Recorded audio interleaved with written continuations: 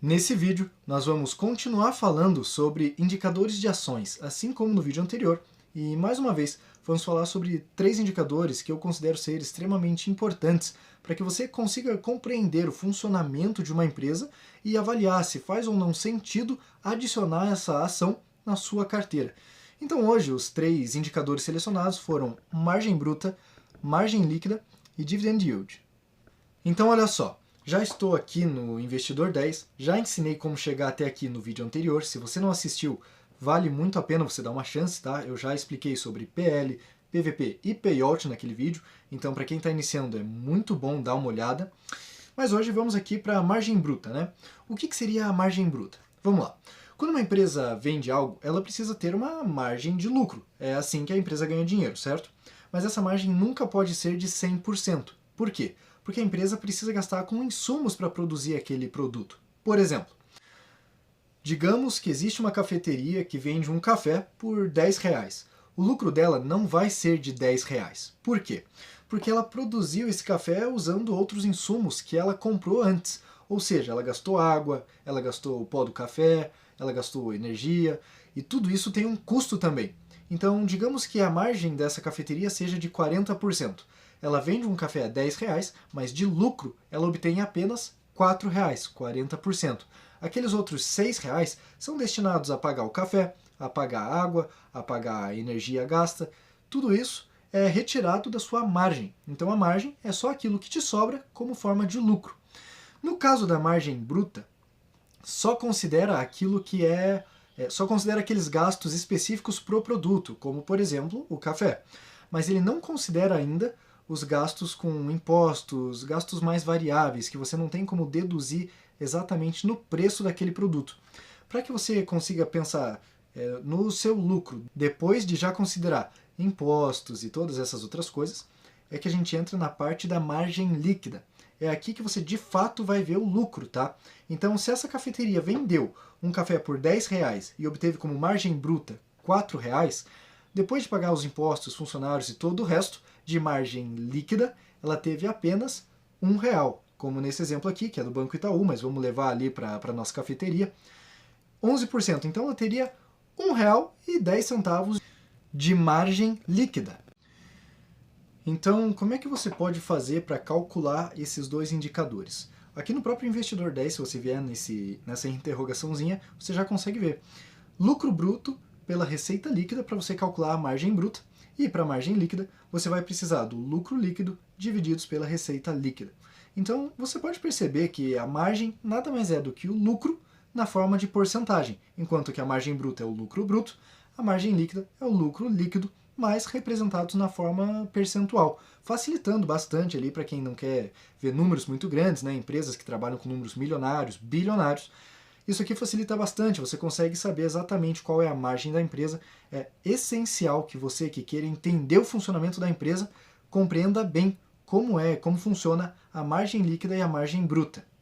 Ah, Johan, então quanto maior a margem, melhor. Sim, quanto maior a margem, melhor, porque significa que a empresa possui uma eficiência maior também. Veja bem, vamos para um exemplo. Digamos que existem 2 cafeterias. Uma delas possui uma receita de R$1 milhão, enquanto que a outra possui uma receita de R$2 milhões. Aquela que tem a receita de R$1 milhão possui uma margem de 20%, enquanto que a outra, que lucra R$2 milhões, possui uma margem de apenas 10%. Perceba como o lucro real das duas vai ser igual, porque 20% de R$1 milhão vai ser o equivalente a 10% de R$2 milhões. Portanto, aquela que tem a maior eficiência é aquela que tem uma receita menor, mas que tem uma margem maior. Agora que a gente já falou um pouco sobre a margem bruta e a margem líquida, vamos falar daquilo que é realmente bom da ação, né? A melhor parte, o dividend yield, que nada mais é do que o tanto que você vai receber de dinheiro, quanto você vai receber de bufunfa, né? É a parte que todo mundo gosta. Vamos lá, dividend yield, por que em porcentagem? Ele representa quanto por cento do valor daquela ação você recebeu por meio de dividendos em um ano.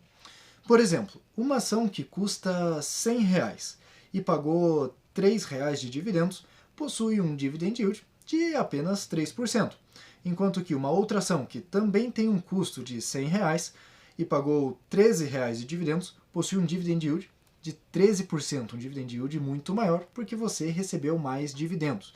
Então entenda como esse número está diretamente ligado ao quanto você recebeu de acordo com o valor da ação.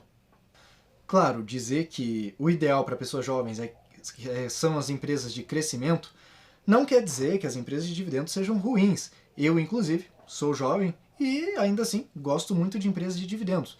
Inclusive são as minhas preferidas, tá? Não existe sensação melhor do que receber a notificação de que você recebeu alguns dividendos. Você não vai começar ganhando muito, mas é sempre uma boa sensação. Às vezes você ganha alguns centavos, você vai pensar que é pouco, mas depois de uns anos você está ganhando um lanche, né? Você ganha ali seus R$ 30 de dividendo, é o suficiente para você comprar um lanche, já é sensacional essa sensação. E quando você consegue ultrapassar um salário mínimo de dividendos, é a melhor sensação do mundo. Por isso, o ideal é que sim, você tenha ações de dividendos na sua carteira em conjunto com ações de crescimento, para que no longo prazo você ganhe de todas as formas possíveis. Então agora, já no final desse vídeo, se você não entendeu alguma coisa, não ficou muito claro para você, você deve comentar aqui ou me mandar uma mensagem no Instagram, Investidor Johan, exatamente igual ao nome desse canal, para que eu possa te ajudar a sanar essas dúvidas e você consiga, de fato, entender todos esses indicadores que foram falados hoje, todos os indicadores que foram falados no vídeo anterior, para que você, de fato, consiga analisar a sua ação e comprar sem a dependência de terceiras pessoas, aumente a sua liberdade, facilite a sua vida na hora de você comprar uma ação. Então agora, para finalizar, se você gostou desse conteúdo, se você conseguiu entender esses fundamentos que eu passei hoje, se você aprendeu algo novo, por favor, dê um like e se inscreva aqui nesse canal para que eu consiga continuar fazendo cada vez mais vídeos aqui, ensinando cada vez mais coisas e ajudando você a alcançar a tão sonhada liberdade financeira.